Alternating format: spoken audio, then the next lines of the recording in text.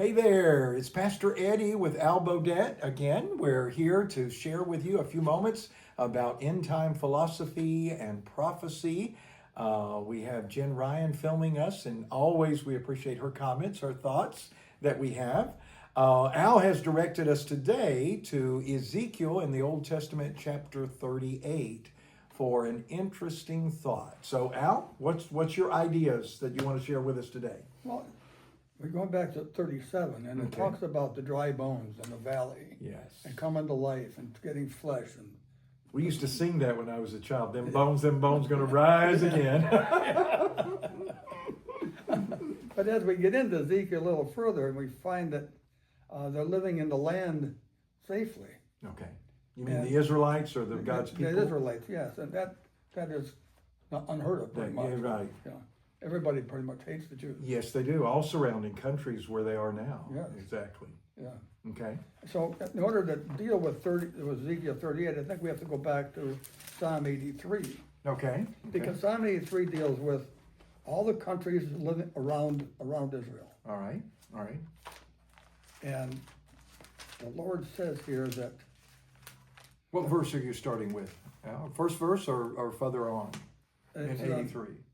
83 just, it's pretty much the whole thing. It's not Okay. that long. Okay, go ahead. And it talks about all of the countries planning an attack on Israel. Okay. Wow. And this is definitely going to be a battle, I believe, with the IDF. I don't think the Lord's going to be involved in this one. I think the Okay. IDF can handle this one. Okay. They did the 6-day war. Right. And didn't handle that. They did. And they was pretty new in the country. Very new in the country. Yes. Exactly. So, and the way this talks about the war, it doesn't say anything about God intervening like he does in Ezekiel 38. Right. So, all these countries around them, if they're all defeated and annihilated, Right. then they will be able to live peacefully on the land. And that sets up 38. Okay, and they're not going to be peaceful in the land until that takes place. Yeah, right. And all those, I assume, are like Islamic countries all around. At least I assume that's their main religion. That's all of of those. it. Arabic. I know they're Arabic countries, of course. Yes. Okay. All right. It's the countries of Lot. Okay. So those are Countries the of Arab Lot. countries, yeah. Wow. Okay. So in Ezekiel 38, we talk about Gog and Magog. Okay. Gog is a person. Gog is a prince. Right. So that's Putin, Okay. if he's still there by If then. he's still whoever is going to be the prince, like you said, Yeah, whoever's right. there. Yeah. Yeah. Okay. But he doesn't want to come, but the Lord puts a hook in his mouth and drags him in. I remember reading that, Al, when I was a little boy, and just trying to image that of the idea of a hook pulling somebody down. He has no choice. It's just like it's coming, and he's going to do it. It's too enticing, I guess. Yeah. You know. And he supplies the weaponry for this whole battle, pretty Okay. much. Iran hasn't anything left. Mm-hmm. And the other countries that are involved have been pretty much wiped out. Well, it talks about the countries around, especially the northern countries, and if you look on a Turkey. map, it Turkey. really is Russia, Iran. I mean, all of them are just kind of over the top of Israel. Exactly. And Turkey will be involved. in Turkey. this. Exactly. Exactly. Okay. So this battle, when this battle takes place In Ezekiel. in Ezekiel, Okay. and then I suspect this is going to happen after the rapture. Okay. The first one I think we might see, because it's pretty well stirred up right now, and we're still here, so. Yes. Yes. Yeah. At least we're hoping the rapture hadn't taken place. Yeah, come on. Yeah. So I really think this one will happen afterwards. Okay. And that'll set up the reason for the Antichrist to bring peace to land. You know, and I think we've mentioned before that if there's such tremendous turmoil and there is somebody that can bring peace, and we know it's a false peace, the world would worship them. You know, I mean, even right now, if somebody could bring peace to the Middle East, they would think they're directly from God. Exactly. Yeah. You know, because it seems impossible. You know, It certainly does. even what we're facing today in the Gaza Strip and all the hostages.